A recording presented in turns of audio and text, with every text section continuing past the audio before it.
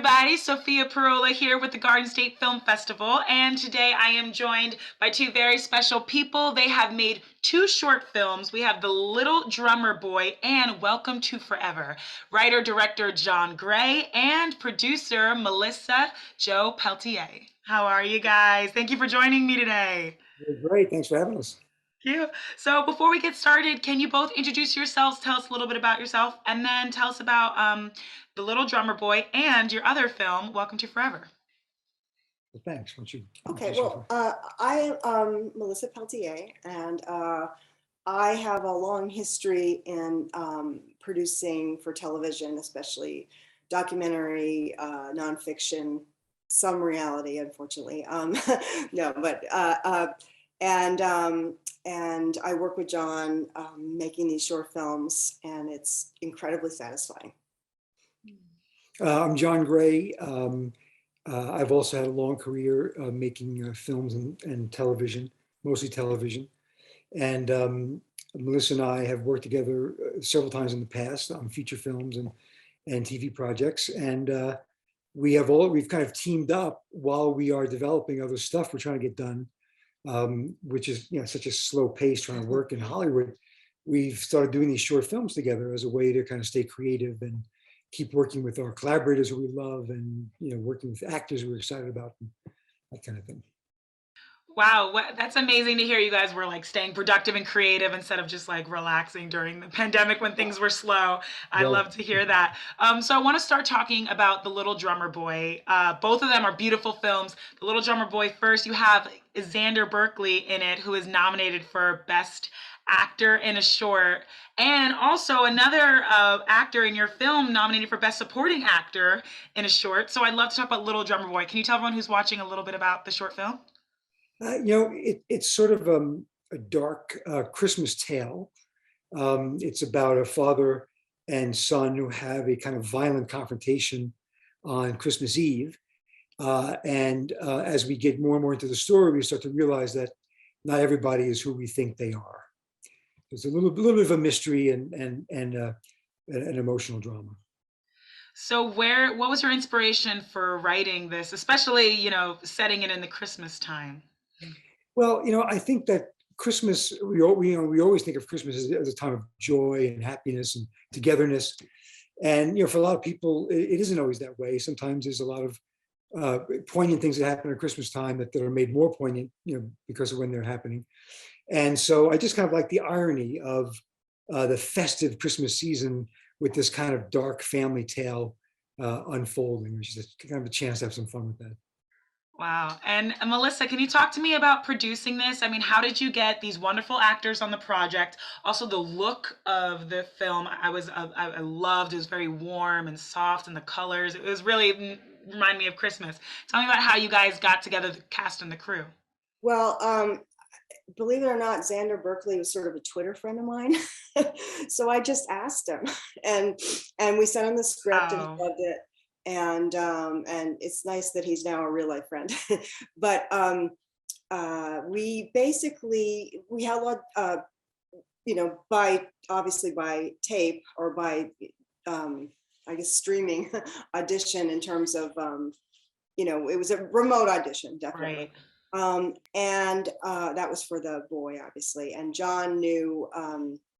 Well, Michael Graziade is I didn't actually know him, but we have a tremendous casting director too, Debbie Manwiller and Russell Boast out of LA, who are just phenomenal.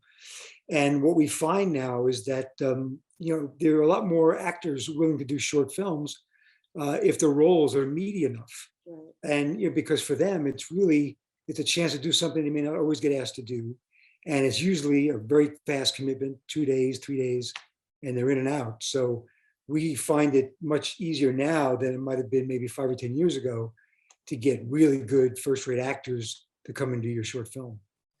Right. And did you guys have to hold like a chemistry read or rehearsals for Michael and Xander together? Because they were phenomenal together. John did a day of rehearsal. We did, I always try to get a day of rehearsal in any of these short films. It's so important. And we actually we shot the movie in New York, as you can tell. Xander lives in Maine. So we did bring him down for the shoot, and we brought Michael Graziati in from LA. We just liked him so much. It was worth the expense of bringing him in. And Jennifer Van Dyke, of course, is also just brilliant. And Jennifer and I worked together back in 1990. We were only 10 at the time. So I always wanted to work with her again. I didn't think it was going to take 30 years, but she lives in New York. She's local, and Wyatt Cerbis, the boy, lived in New York. So we had one day kind of read through, and then we put a couple of scenes on its feet, and we did some rough blocking. But most of the rehearsals are about talking about the characters and getting the actors comfortable with each other and with me and Melissa, and just sort of getting a good foundation for what we're going to do. Wow. Something so like actor based and script heavy, and it's beautifully shot, but it's all in one location. So how did you guys find to keep that so entertaining? Like the whole time you're hanging on, each minute is so special. And I feel like that's hard with a shorter film, especially in one location where not a lot's going on. So how did you guys accomplish that so successfully? It's especially hard in this particular case, because we were in a very small, it was an actual apartment. It wasn't a set. And it was in July. So and it was steaming. Christmas in July. Yeah. And there was an air conditioner, but of course, we could only use it sporadically. Plus COVID, we had to leave the set every 40 minutes, and they had to let it air out. And we had to have a COVID supervisor. Yeah. It turned out to be a lot more expensive than our usual short films, because it was actually 10% of our budget. Yeah. We had to have a COVID supervisor, and we had to, of course, have all the PPE. And we also had to pay for a company to come and test us on set. Right. And it's nerve-wracking because, first of all, you want everybody to be healthy because we're all humans. But second of all, you think to yourself, man, if one person's positive, I'm done. We go home, it's finished. We're not Universal. We can't just absorb and we'll come back next week. Yeah. So really nerve-wracking, dealing with that. The other fun thing about it was that, I knew. At the Christmas season before that July, I knew we were going to make, I didn't have the script yet, but I knew we were going to do this film. I knew it was going to be set at Christmas time. And I knew the opening I wanted, moving through the kind of shabby neighborhood with, all festive lights and with that hymn. So during the Christmas break between Christmas and New Year's, when we knew there was a snowstorm coming, I got a friend of mine in Nyack, where I live, Roger Grange, who's a really great DP in his own right. And we just get in my Subaru and put the sunroof down and just drove through the snow and just got all that footage, and then just held it till July when we felt it was. Oh man, that's so amazing. Did you know you were going to shoot, or it was just snowing and you're like, okay, let's do it now, and got everyone together? Did you plan that? It was pretty cool. I was kind of thinking to myself, if I were smart, I'd go out there and, out to Brooklyn and shoot that. And then suddenly I saw snow coming. I thought, okay. So that was real snow. Oh man, I was wondering. It was real snow on the ground, but the falling snow was CG. Wow. We want to take advantage of the snow on the ground, and we just, we kind of got out there fast and just shot it. Wow, the beauty of film. And I mean, to segue into a very different short film that you also have accepted, congratulations on 2, Welcome to Forever. When did you make both films? How did you make Welcome to Forever? And Welcome to Forever was in March, was it? February. Was it? Yeah, I thought it was May. Was it May? I think we made it in the spring anyway, early spring. Yeah. Of 2021? 2021. Yeah. We were still under very, COVID serious lockdown. Yeah. Most people didn't have, I don't think we didn't make because of vaccines that hadn't happened yet. That's possible. Yeah. So it was actually our second film that we've done that was done, John directed via Zoom. Yeah, we had done a film called Exit Package, which actually played the Garden State Festival last year. Wow. And Exit Package was, it was all done via Zoom. And the plot was the Zoom meeting of the board of a corrupt investment company. And while they're making this corrupt plan, they start to get killed one by one. Oh my gosh. And so it was great fun. And literally we did it, we just recorded like you're recording us now. Yeah. We just recorded it on Zoom.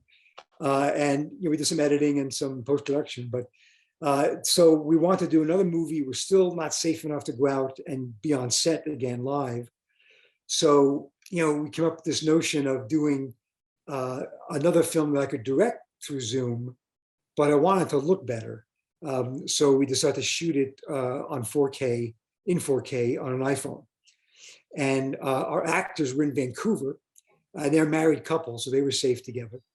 And Melissa and I were in New York, and so I was directing via Zoom, and they were actually setting the camera. I would tell them, okay, try to move it this way. They were very game. We were very lucky to have these actors. And so that's how we shot it. We just, it was kind of bizarre, but that's how we did it. Wow. And what do you think, like, how was it directing through Zoom, the acting, the shots? Like, what was that like for you? It was really kind of frustrating. I mean, Uh-huh. it worked. And again, like, if we didn't have these kind of actors who were just willing to get on their hands and knees and put the camera, we would have been sunk. But they're friends of ours and just great, wonderful people. So it was all good. But as you can imagine, there's nothing like being on a set in person, face to face, with an actor live. I mean, it's just nothing like it. But barring that, this worked. I mean, we pulled it off, and I'm not sure we want to do it as a regular way of making movies, but it's nice to know there's a way to do something if you can't, leave your house. Yeah, absolutely. And John he's addicted to making movies, so it's I can tell. The lockdown was just like hell for him. So making 2 movies during the lockdown. He also wrote a novel during the lockdown. This is the goals of what everyone wanted to do, but half the time people were just eating in their beds. Melissa, what was it like for you producing The Little Drummer Boy, which was in person, and I guess a lot more went into it and doing it remotely? Oh, did I freeze? You went away for a second. But now you're back. Okay. Yeah, Melissa, what was the difference producing The Little Drummer Boy and producing something that was completely remote and directed through Zoom, like Welcome to Forever? Well, very different. I really did very little like nuts and bolt producing on. I mean, I tried to get a dress to Vancouver, and it didn't actually arrive, so she had to use one of her own dresses. But there was very little for me to do. I'm very involved in the script process and also in the editing process. I'm very story oriented, and I have like a knack for what goes where. So, we work together on that. But in doing the Little Drummer Boy, that was much more hands-on, trying to keep everything together. We had a very young crew, our little millennial team, we call them, because we're, a different generation. But you're like mom and dad. Yeah, exactly. But they're wonderful. We had done another film with the same crew. And the DP that did Little Drummer Boy is he's going places. He's really brilliant. Wow. But we did a horror film. Beautifully shot. Thank you. Yeah, he did a great job. And we did a horror film called Household Demons, which also played the Garden State Festival last year. Really? I love to hear that you submit to Garden State all the time. I love it. We love it. We love it. And the same DP who did that as did Little Drummer Boy. Yeah, and it's really, I think it's delightful working with millennials because it brings a different energy than we're used to with all the old, the old people that we were with in LA, and it's really interesting. It's an interesting difference between millennial crews and our generation, Gen X boomer kind of crews. But that was a tough one because of the COVID. We had a producer, Arizona Newsom. She was our line producer, and she was amazing. In fact, she was so calm that John was worried that like she wasn't actually getting stuff done because she was so calm. Yeah, she was just so like preternaturally calm, and she had this long list of complex things that you need to get done, and I would never hear about it again. And I just have no training for that, because usually someone's complaining or something. Right. But I just said, "Are we okay with the permits?" Yeah, sure. Hold on. Wow. No drama. Which is team. What I love. I love that. Yeah. But it was and the actors. We had a green room for them. Fortunately, we were able to rent an Airbnb right next door to the brownstone where we shot the set. So we actually had like a nice air conditioning room because we were really worried about that. I mean, you don't have a lot of money. We certainly can't bring in trailers. It's so very. Where do you put the actors? When they're not shooting, they can't hang out on set. It's too small and it's too hot. And, right. Right. And it was a challenging location too, which Melissa had to deal with a lot of, because the street it was on was a very narrow street. So we couldn't really take over a lane of the street, like to put our trucks or to put a tent where we could assemble equipment. So it was very difficult where we have lunch and all those things that have nothing to do with what you see on screen, Right. but still Yeah, a have little thing. I time, would never you think know. of any of that stuff while Yeah, watching this beautiful film. you're Wouldn't right. know. It's, and we have to paint the apartment because That's right. Yeah. the walls were white at the location. And Oh, we loved everything about this apartment, even though it was going to be challenging to shoot there because of where it was but I just, the layout of it was exactly what I wanted. But we all knew that we wanted this film to be very dark and moody, and with white walls, you can't really achieve that. So luckily they were game for us to, we painted it that dark green, which was, and we gave them the option to keep it if they wanted. Of course, we were hoping they would keep it, so we wouldn't have to paint it back, but they chose to go back to their white walls. Yeah, which is too bad. wow. I think it was much nicer with the green, but It was just another logistical thing that had to be dealt with, another expense. yeah, Wow. so there was all those difficulties, and again, when you're shooting, my biggest concern was in the summer, people like our actors were all very good actors, and I didn't want them suffering in their winter coats, in the 94-degree heat. Because also the thing is, one of the reasons why we want to continue attracting the level of actors that we get for these shorts is because we want to give them the same set experience they would have on an episode or a movie. Obviously, they know there's not going to be the luxuries, but we want them to feel taken care of, that we've thought this out. We have a place for them to relax, to be cool. Here's food. We always are very careful about food. We want to provide good food, lots of snacks, keep everybody happy in that way, and not cheap out. So we really want to try. I think we've succeeded. With all the actors feel like, wow, I feel like I'm doing a Law and Order episode. We want them to go home and say, wow, I had so much fun on that, because then if John writes a role and we want to use somebody again, like Peter Riegert, we used in 2 shorts. Right, and you never know who we might want to use in the future, who knows Xander Berkeley. Is going to call Xander and say, listen, what are these people all about? It's going to be good for me, Yeah. Wow. Well, I mean, that's amazing to hear all of that trouble, but you guys successfully got through it and have 2 amazing films that are very different into the festival this year. And it's crazy because I actually interviewed Xander Berkeley on the red carpet 2018 when he had his film with his wife, his feature film in there. And John, this isn't your first time being at the Garden State Film Festival. I would love to know why you guys keep submitting to the Garden State Film Festival. What do you love about it? How does it feel to have 2 of your short films this year at the 20th anniversary? Well, yeah, I mean, 20th anniversary, it's amazing. We love film festivals in general, and Garden State kind of exemplifies what we love the most, which is a chance that, filmmakers to get together in person, watch each other's movies, meet each other, exchange ideas. Now, last year was my first year there. Melissa couldn't make it last year. And, it was February. So like COVID was just, it was still a factor, but it was, people were just starting to come out. So, the screenings were light. People were still afraid to come out. There was still a great spirit there. But we're hoping this year now that more people will come out and have fun, and it'll just be there should be bigger crowds. Absolutely. Well, I definitely think people are going to come out for this, especially with your amazing cast who are nominated. I'm rooting for them. And thank you guys so much for putting out amazing work and submitting to the Garden State Film Festival and taking some time out to talk to me about it. Yeah, thanks for having us. Thank you. Thanks for being a great interviewer. Thank you. I appreciate that. Let me tell everybody watching how they can see The Little Drummer Boy and Welcome to Forever. Obviously, you could see them online, virtually. We have a hybrid again this year. But if you want to see them in person, which will be really awesome in Asbury Park, The Little Drummer Boy is playing Friday, March 25th. In Asbury Lanes in the film block, 8:30 to 10:45 p.m. So Friday night to see The Little Drummer Boy, and Welcome to Forever will be screening in the Berkeley Hotel in the Continental Room, Saturday, March 26th in the film block, 10 to 11 p.m. So it'll be awesome. Everybody should come out, see some great films, and hopefully see you guys there. Yeah, you bet. We'll be there. Awesome. Well, thank you guys. It's been a pleasure. I hope you have a wonderful day. Yeah, you too. Have a good weekend. Thank you.